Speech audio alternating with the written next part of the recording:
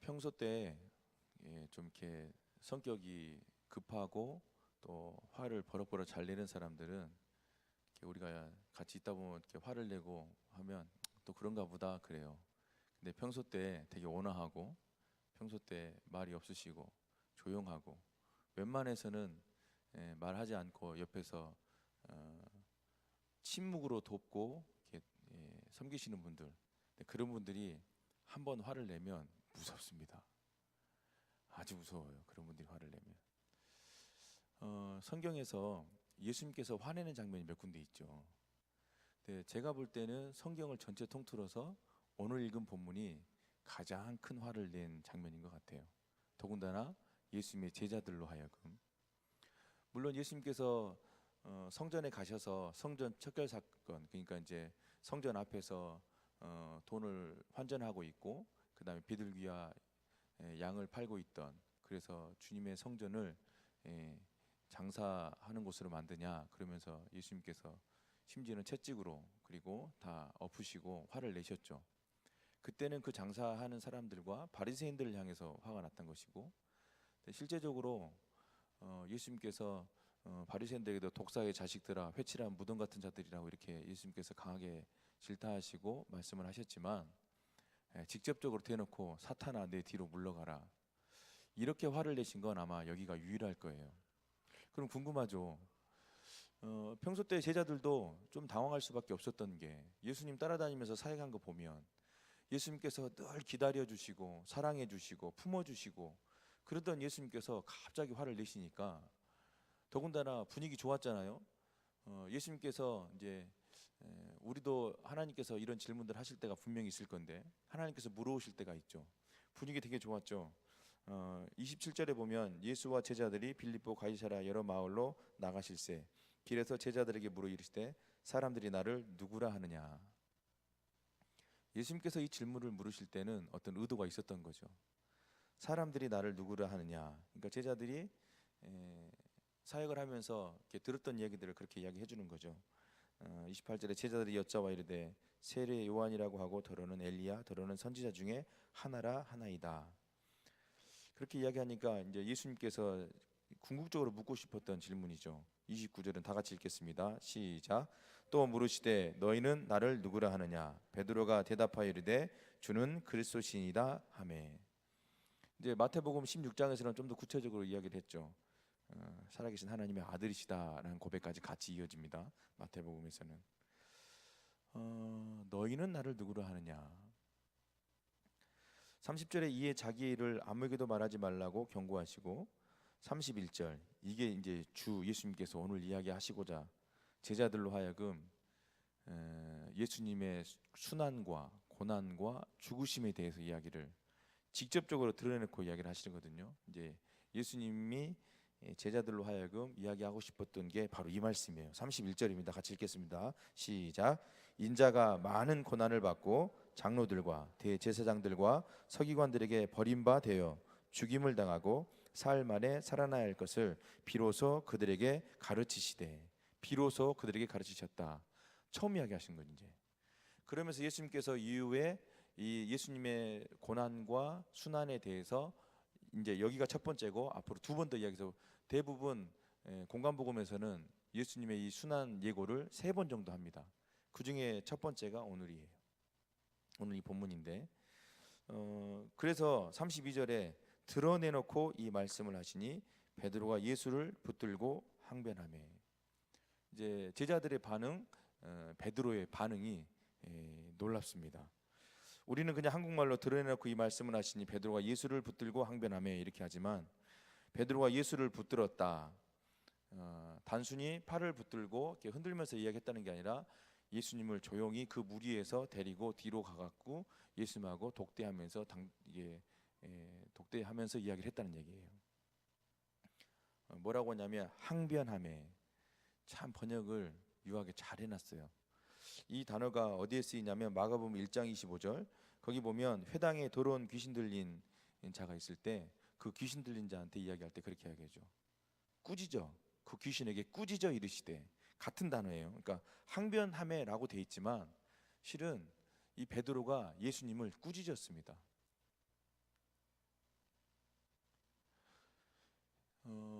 자기 스승이 고난을 받고 죽을 거다라는 말씀 앞에 제자들도 당황스럽지만 제자들의 반응에 예수님은 더 당황스럽죠. 왜냐하면 오히려 베드로 성격 여러분 잘 아시잖아요.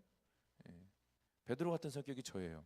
지금은 그나마 훈련 많이 받아가지고 요 정도 요 모양 된 거죠. 저도 만만치 않은 성격이거든요. 그래서 전도사 때는 누구든지 다 그랬어요. 베드로 그러면 다 저만 쳐다봤어요. 특히 모교회에서. 예? 베드로 이야기하면 전부 다 저를 보고 있어. 예, 저를 보고 있는 거예요. 오죽하면 담임 목사님이 저보고 당시 때 너는 길들여지지 않은 야생마다 이렇게 이야기를 했겠어요. 그러니까 이름도 바꿔주신다. 막 정성령이라고 정충만이라고 그러지. 베드로가 예수님을 꾸짖었어요.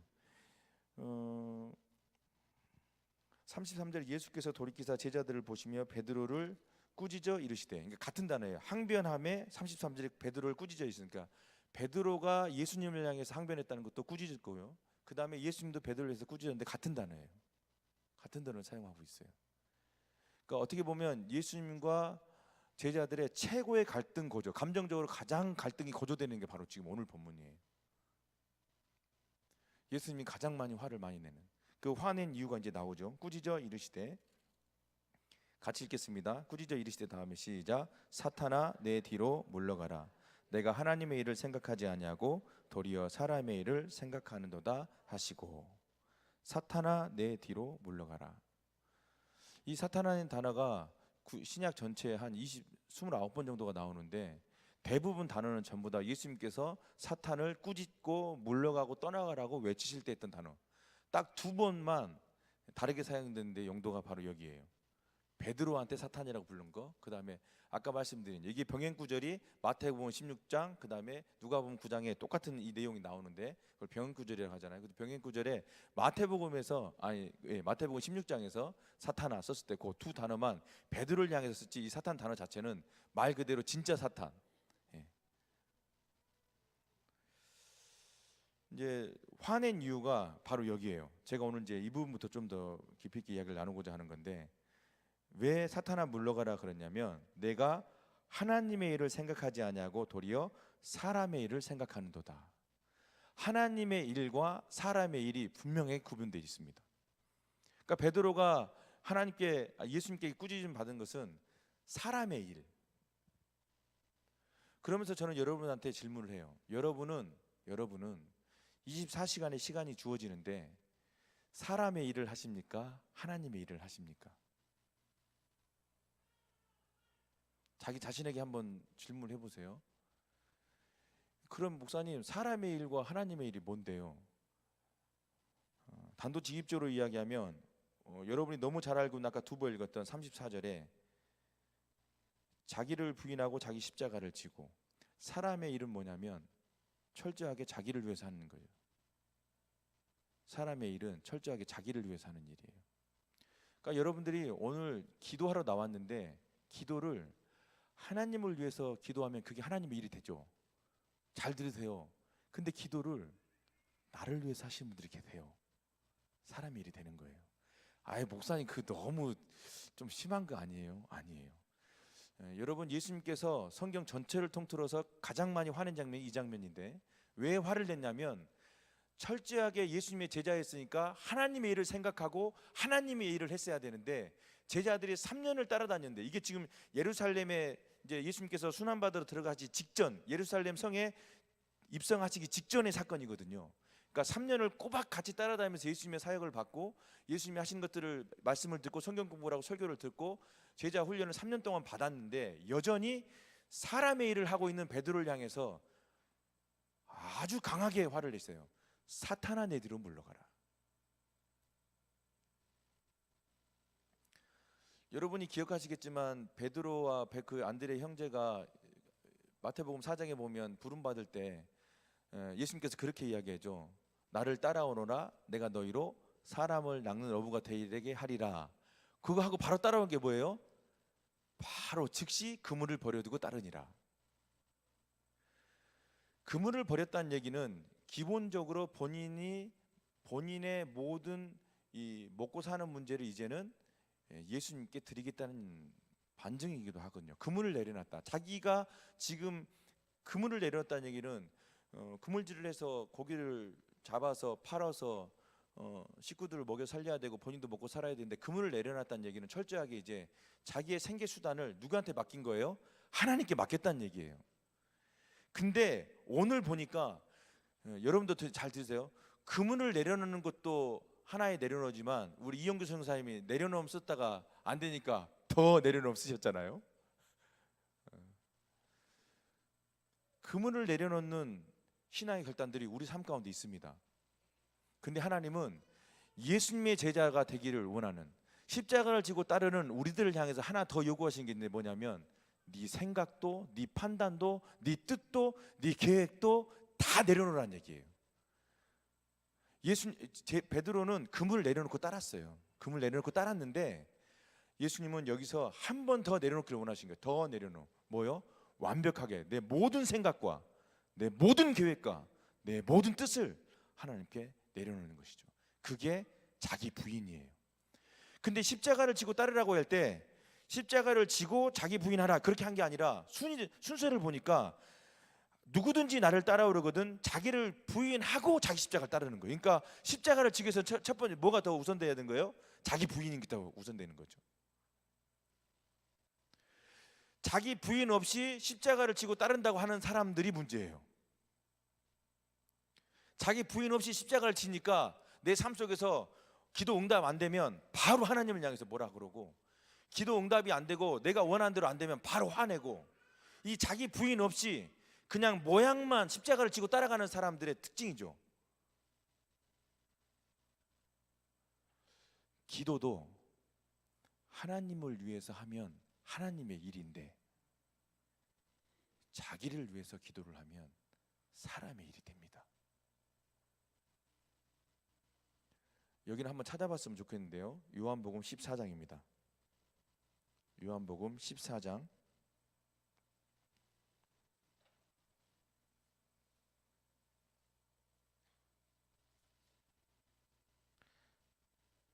13절 14절, 요한복음 14장 13절 14절입니다. 제가 이 본문을 가지고 지난주 신방 때 전부 다 이 본문 가지고만 설교를 했어요. 지난주 신방 때 목장 신방도 개인 신방도 13절 14절 같이 함께 읽겠습니다. 시작. 너희가 내 이름으로 무엇을 구하든지 내가 행하리니 이는 아버지로 하여금 아들로 말미암아 영광을 받으시게 하려 함이라. 내 이름으로 무엇이든지 내게 구하면 내가 행하리라. 아주 좋은 말씀이죠. 내 이름으로 구하면 내가 다 행하겠다. 근데요 13절에 너희가 내 이름으로 무엇을 구하든지 내가 행하리니 이는 아버지로 하여금 아들로 말미암아 영광을 받으시게 하려 함이라. 내 이름으로 시행해서 하나님께서 기도 응답해 주는 게 뭐예요? 아버지 영광이에요. 그러니까 여러분의 기도 제목이 이 기도 제목의 응답을 통해서 진짜 아버지께 영광이 될 것 같으세요? 그러면 하나님의 일이죠. 근데 이면에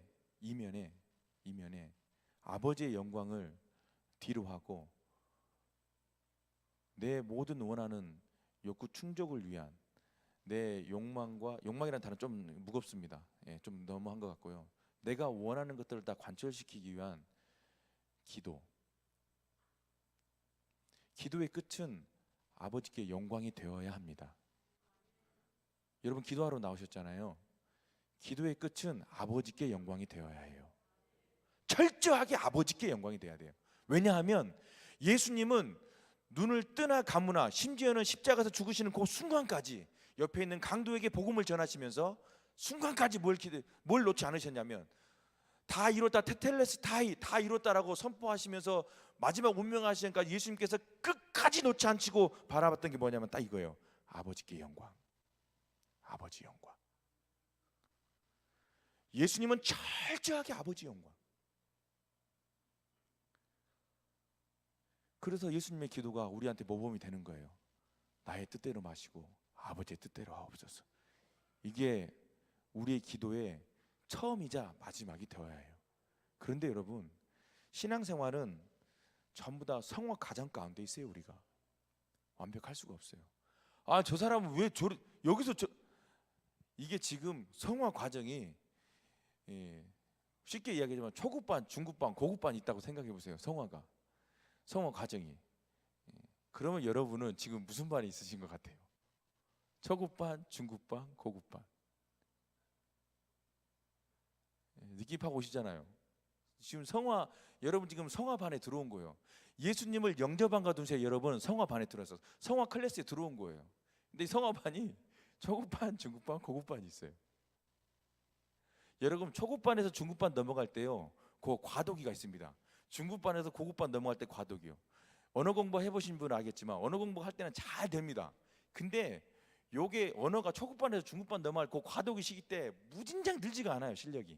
그때를 잘 인내해야지 중급반으로 갑니다.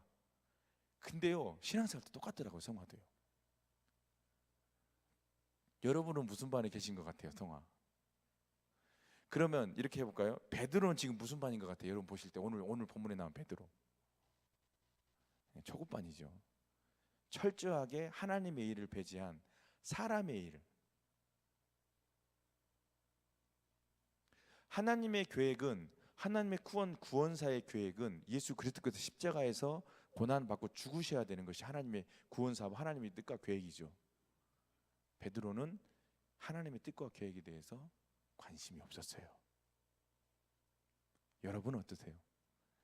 여러분은 하나님의 뜻과 계획에 관심이 얼마나 있으세요?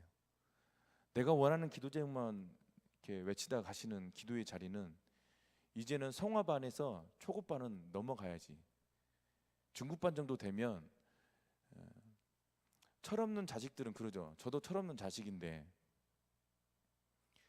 부모님 돌아가시고 나서 철드는 것 같아요. 동생이 카톡이 왔어요. 자, 올해 1월달 정도인 것 같아요. 형, 꿈에서 아버지 봤다? 그러는 거예요. 그래서 야, 좋겠다. 나는 왜 안 나오지? 이제 이랬어요. 근데 아버지가 거의 백발이셨거든요.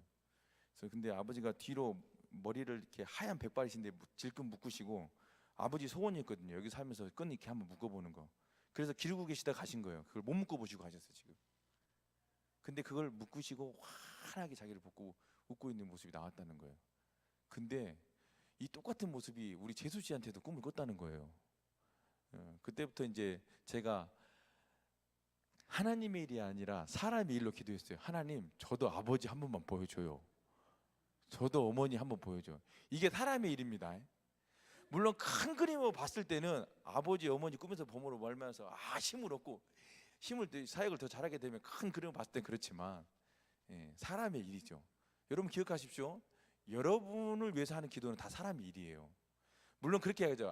하나님, 제가 이번에요 거기 아파트 팔리면요 11조 꼬박 내고요, 그 다음에 선교원금 얼마 드리고요, 막 이렇게 기도하죠.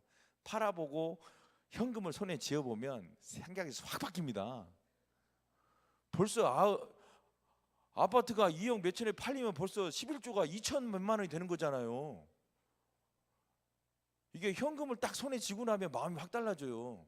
그러면 아파트 판매를 놓고 매매를 놓고 기도할 때는 분명히 하나님께 영광이라 했는데 요게 그런 마음 들잖아요. 거기 딱딱 답이 딱 나오는 거예요. 그게 사람이 나를 위해서 기도하게 된 거죠. 근데 엊그저께 우리 아내가 그러는 거예요. 꿈을 꿨다고, 어머니 아버지.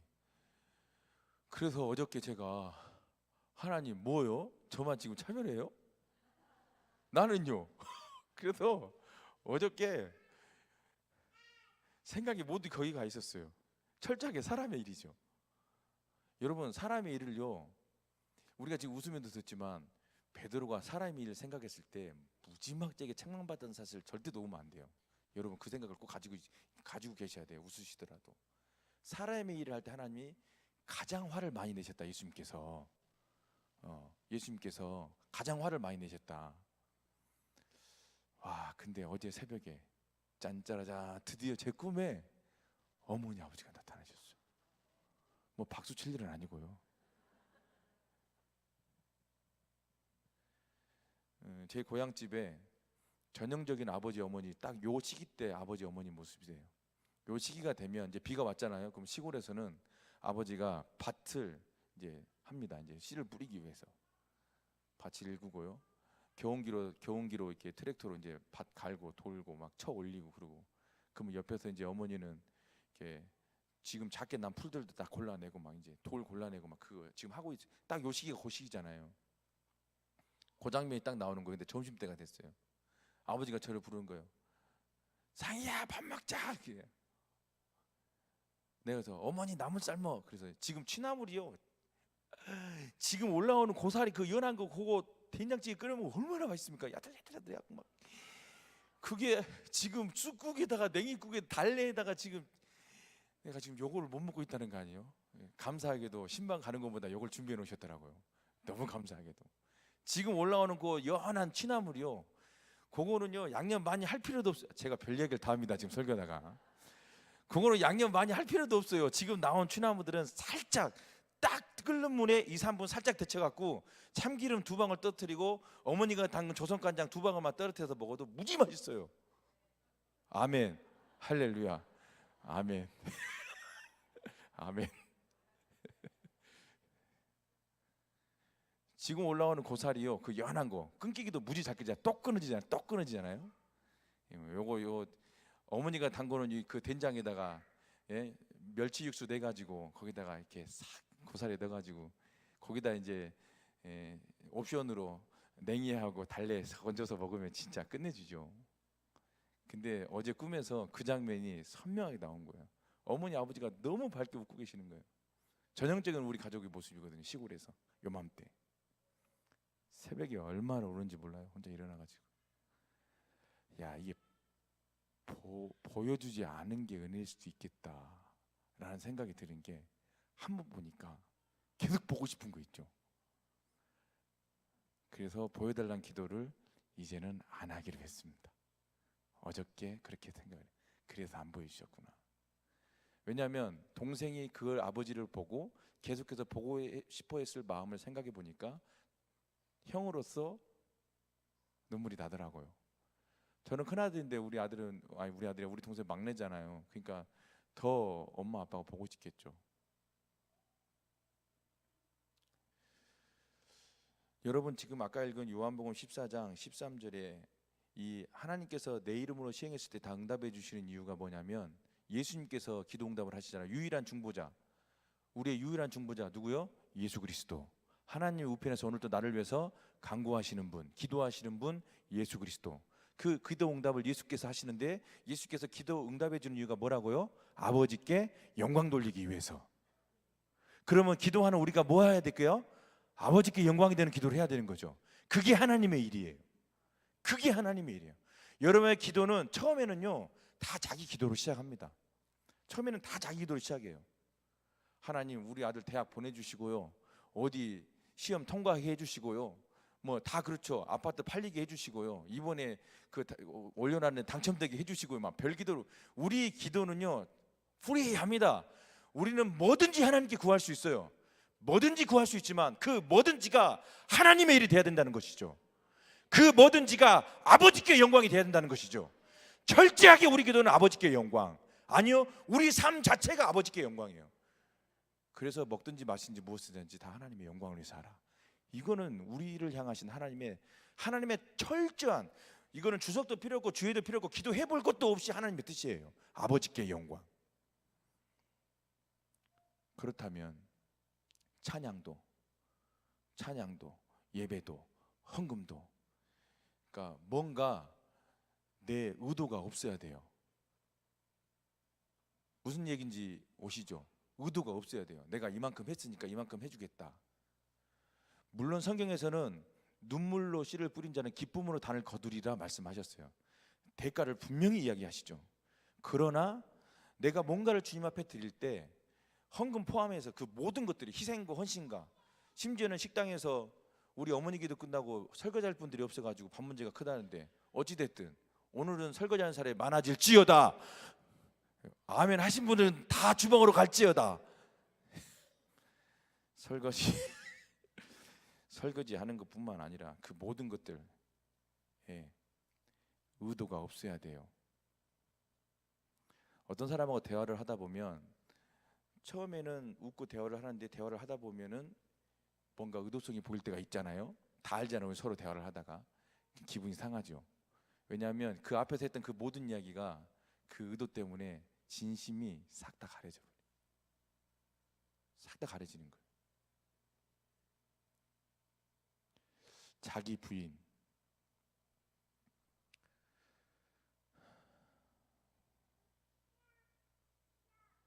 오늘 새벽에도 이 본문을 붙들고 혼자 나와가지고 시집을 하는 거예요. 나는 진짜 내 삶 속에 자기 부인이 있나? 내가 한 3년 동안 5년 동안 막 기도해서 준비했는데 하나님이 야 우상아 그거 내가 원하는 거 아니야 라고 했을 때 그렇게 많이 막 계획해 놓고 했던 그 모든 것들을 정말 내려놓을 수 있는가? 그게 자기 부인이잖아요. 요게 돼야지 십자가를 질 수 있어요. 이게 안 돼서 겉멋들어서 십자가를 지기 시작하면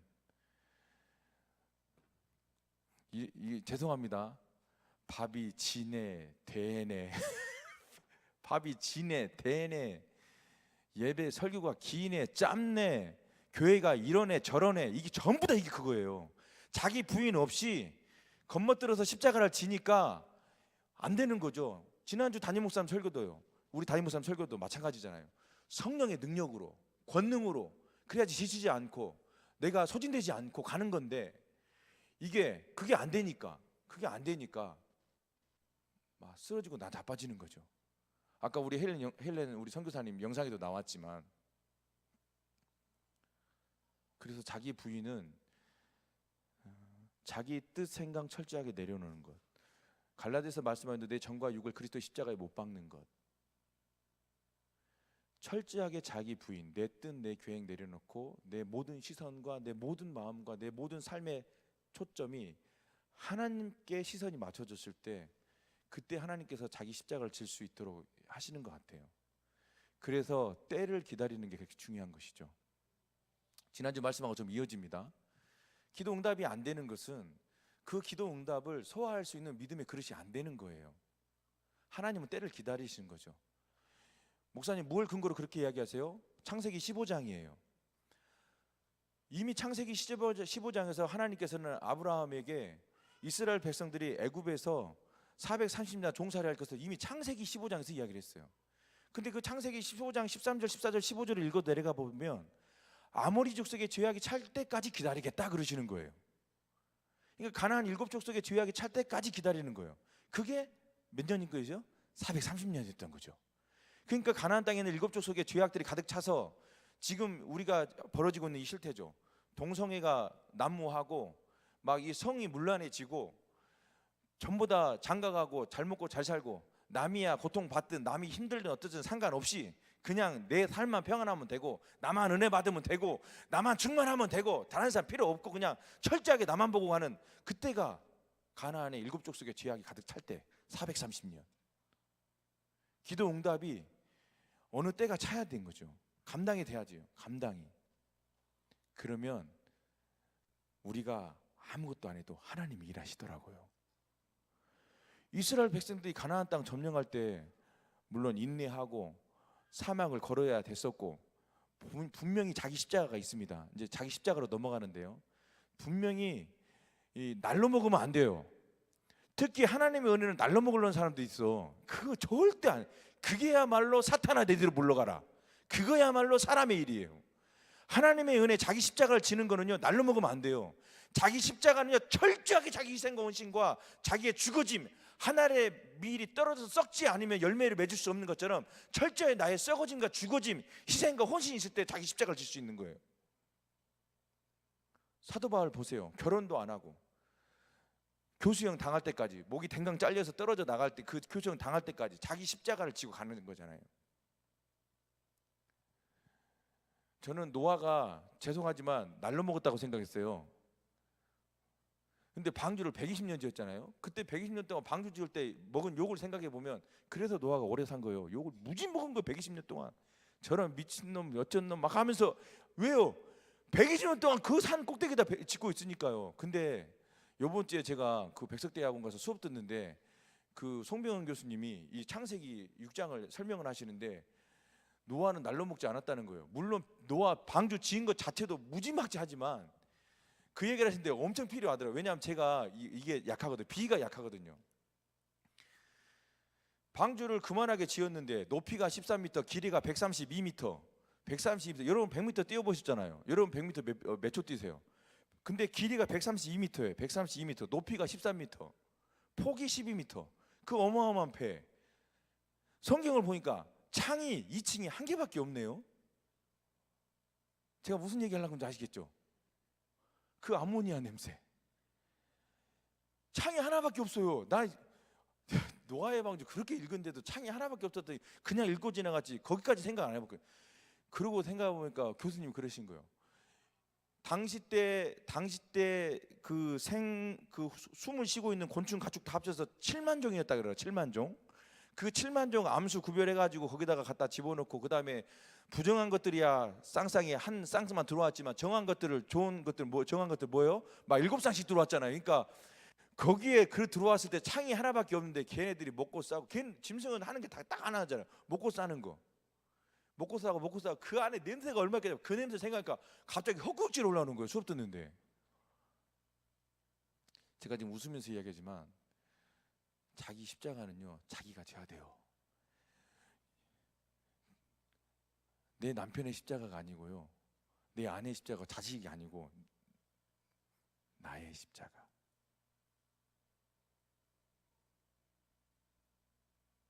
나의 십자가. 내가 당신 만나서 진짜 죽겠다. 자기 십자가에 그게.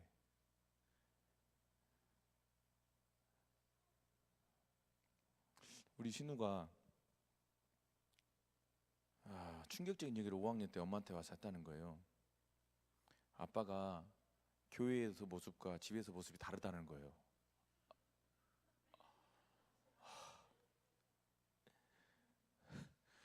지금 웃으신 분들은 다 공감하는 거예요. 우리가 지금 여기서 다 폼 잡고 앉아있지만 집에 가면 그러니까 가정이죠. 가정은 그래야 된다고 봅니다. 저는 가정에서도 이러고 점장 빼고 앉아있으면 거기서 어떻게 살아요 우리가? 예? 그래서 가정 같은 교회, 가정 같은 교회 우리 이야기하잖아요. 그게 필요 엄청 와닿더라고요. 근데 그 얘기를 듣는데 내가 마음이 너무 아프더라고요. 제가. 그래서 아들하고 하나 해주려고 했던 게 뭐였냐면 서로 자전거를 사가지고 자전거를 타기로 했어요. 근데 그날 자전거를 앞에 신우야, 그때가 신우가 초등학생인가 중학교였던 것 같은데, 네가 먼저 앞에 가라, 아빠가 뒤에 따라갈게. 아니라는 거예요. 자기가 아빠 뒤를 따라가야 된다는 거예요. 그래서 우기고 싸우고 하다가 그래 알았어 따라와 이제 그러고 했죠. 근데 와서 엄마한테 그랬다니까요. 아빠 뒤를 따라가는 게 그렇게 좋았다네요. 아빠 뒤를 따라가는 게 그렇게 좋았대요. 자식들은 부모님 뒤를 따라오는 거구나. 어저께 제가 벌점 감경 교육이라는 걸 받고 왔어요. 그게 뭐냐면요, 우리 교통 벌점이 40점이 되면 면허가 정지가 됩니다. 그래서 1점에 1일, 그래서 40일이 정지가 돼요. 근데 요게 가서 4시간 가서 교육을 받고 24,000원을 내면 20점을 까줘요. 그래가지고 어저께 가서 이제 강의를 듣는데 그 강사님이 마지막 딱 이 말을 하는데, 야 나도 오늘 설교할 때 이거 해야 되겠다 이제 써먹을 때 적어놨거든요. 그게 뭐냐면 인디안들이 말을 타고 달릴 때 항상 뒤를 돌아본대요. 왜 돌아보느냐? 자기 영혼이 쫓아오는지. 뒤를 돌아본다는 거예요. 설교 결론으로 가려고 하는데요, 어제 제가 교육받으면서 내 운전 습관, 이 경각심이 무지 많이 오더라고요. 이 교육 효과가 있다 제가 생각했어요. 그러면서 제가 오늘 새벽에 기도하면서 무슨 기도했냐, 우리 어머니 기도에 나오시는 모든 분들이 이 하나님의 일과 사람의 일에 대한 경각심을 일으켜 세워주십시오. 바쁘게 살다 보면 막 기도하는데 이게 진짜 하나님의 일인지 사람의 일인지를 구분해내는 능력이 영적 분별력이더라고요. 근데 그 분별력은 철저하게 자기 부인과 자기 십자가예요. 사랑하는 우리 어머니들, 자기 부인, 자기 십자가가 다시 한번 오늘 이 자리에서 명확하게 여러분의 신앙이 고백이 되었으면 좋겠고 결단이 되었으면 좋겠고 철저하게 자기 부인과 자기 십자가, 이렇게 살았던 사람들이 히브리서에 나오잖아요. 이 말씀만 읽고 같이 기도하겠습니다. 히브리서 11장입니다. 제가 가지고 있는 신약성경 366페이지입니다. 히브리서 신약성경 366페이지, 히브리서 11장 33절에서 38절입니다.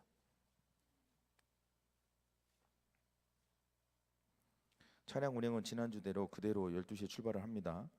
그리고 기도 음악을 제가 50분까지 틀어달라고 그랬는데, 기도를 목사님 마무리하지 마시고 이렇게 기도를 말씀 끝나고 바로 이어갈 수 있도록 해달라고 부탁이 계속 있으셔서, 제가 설교 끝나고 바로 기도하면 여러분들이 기도 음악 틀어드리면 말씀을 조곤조곤 생각해 보면서 말씀을 붙들고 기도하세요.